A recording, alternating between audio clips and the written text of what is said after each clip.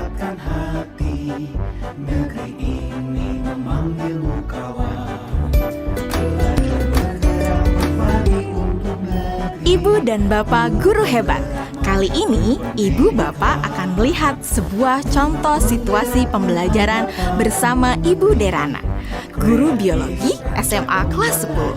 Karena situasi sedang pandemi, Ibu Derana melakukan pembelajaran menggunakan metode flip learning. Flip learning adalah model pembelajaran di mana sebelum pertemuan daring dengan guru, murid diminta untuk mempelajari materinya terlebih dahulu secara mandiri. Mari kita lihat bagaimana Ibu Derana mengelola pembelajarannya. Demi bakti pada ibu pertiwi.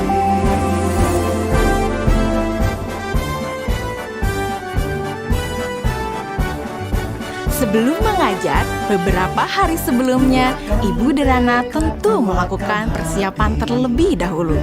Dalam tahap ini, Ibu Derana benar-benar memastikan bahwa ia memahami tujuan pembelajaran yang ia ingin murid-muridnya capai.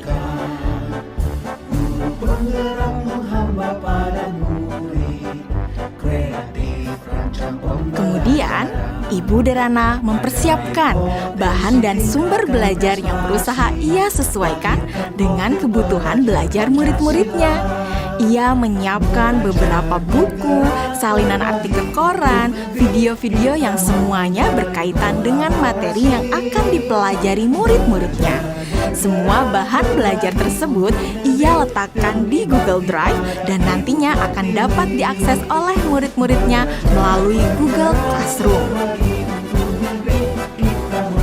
Ibu Derana lalu mengkomunikasikan kepada murid-murid melalui WhatsApp Group untuk mengingatkan mereka mengakses Google Classroom mereka. Tahapan ini dilakukan sebelum Ibu Derana bertemu dengan murid-murid di Google Meet. Beberapa hari setelahnya, sesuai dengan jadwal, Bu Derana melakukan pertemuan secara sinkron dengan murid-murid melalui Google Meet. Selamat pagi anak-anak. Oke, senang sekali ya kita sudah bisa bertemu kembali pada sesi sinkron hari ini. Sebelumnya, Ibu mau terima kasih ya sama kalian karena kalian sudah belajar secara mandiri dari rumah melalui materi yang Ibu masukkan di Google Classroom. Nah, kalian sudah mempelajari semua yang ada di Google Classroom? Oke. Jadi anak-anak, pada pertemuan sinkron hari ini, kita akan mempelajari lebih dalam lagi mengenai keanekaragaman hayati. Ibu akan sharing beberapa pelajarannya ke kalian ya.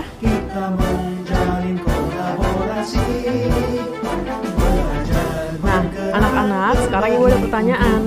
Jawab pertanyaan dari Ibu ini ya.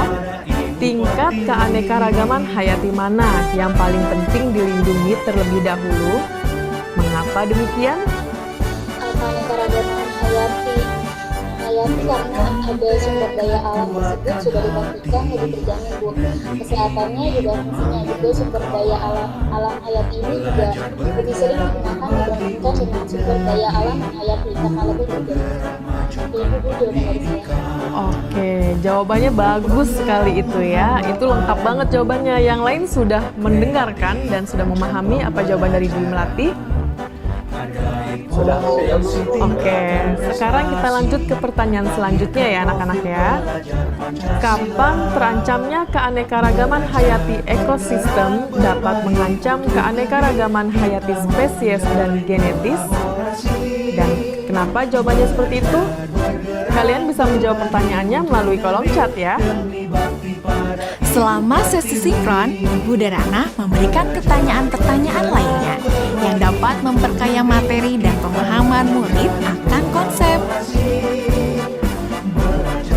Di akhir pembelajaran, Ibu Derana memberikan murid tantangan untuk menganalisis ancaman pada satu lokasi di wilayah Indonesia yang membawa dampak negatif bagi 3 tingkatan keanekaragaman hayati. Berikut rekomendasi penanganannya. Yusuf, silakan. Tugasnya dibuat dalam bentuk apa, Bu? Apakah boleh dalam bentuk infografis? Oke, ada lagi yang mau ditanyakan? Yang lain ada yang mau bertanya? Nadia. Oke, silakan pertanyaannya apa Nadia? Apakah boleh dalam bentuk poster juga, Bu? Kalian boleh memilih bagaimana cara kalian menunjukkan pemahaman kalian. Bisa melalui video, poster, tulisan, dan sebagainya. Bu, izin bertanya. Ya, Pastinya dipilih gimana ya, Bu? Apakah ada ketentuan-ketentuan khusus? oke. Ada lagi yang mau bertanya? Ibu simpan dulu pertanyaannya ya. Bu, saya mau tanya, apakah untuk mengerjakan tugas ini kita harus datang ke lokasi tersebut? Oke, untuk lokasinya tidak perlu datang langsung ke lokasi tujuan ya. Jadi kalian bisa mencari langsung itu melalui online. Bu Derana melakukan diferensiasi produk dengan membebaskan murid memilih bentuk hasil pekerjaannya atau produk tugasnya sesuai dengan kenyamanan murid. Anak-anak, tadi Ibu sudah sampaikan ya bahwa hasil pekerjaan kalian dapat dibuat dalam berbagai bentuk produk. Artinya, kalian boleh memilih apakah kalian ingin menyampaikannya dalam bentuk poster digital, website, video, blog, presentasi PowerPoint, dan sebagainya. Nah, sekarang silahkan kalian sesuaikan dengan minat dan kenyamanan masing-masing.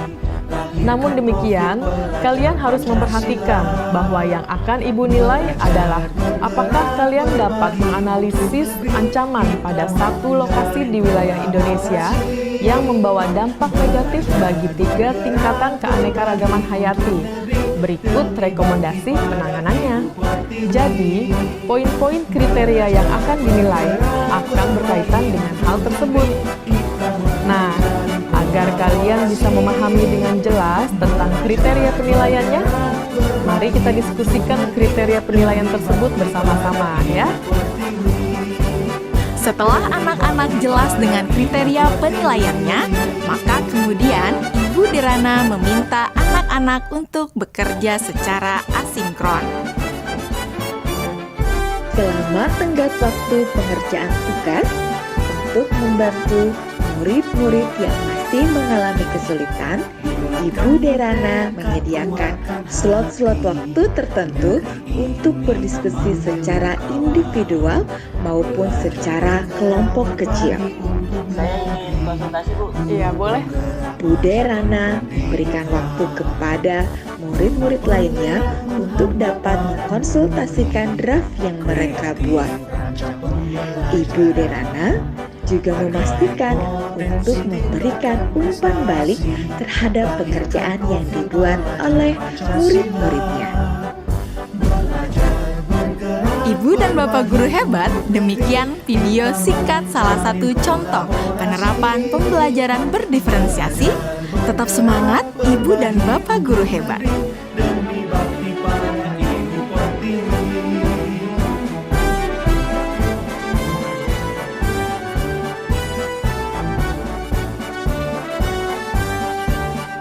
Bulatkan tekad, kuatkan hati, negeri ini memanggilmu kawan.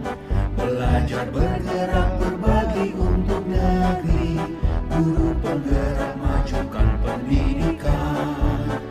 Guru penggerak menghamba pada murid, kreatif rancang pembelajaran. Hargai potensi, tingkatkan prestasi, lahirkan profil pelajar Pancasila.